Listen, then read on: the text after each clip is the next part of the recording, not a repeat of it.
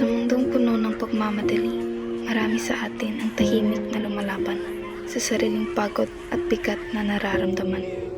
Araw-araw tayong ngumiti, kumilos at nagpapatuloy. Kahit minsan ay ubos na ang lakas natin sa loob. Madalas nating nakakalimutan na ang kalusugang pangkaisipan ay kasing halaga rin ng kalusugang pisikal.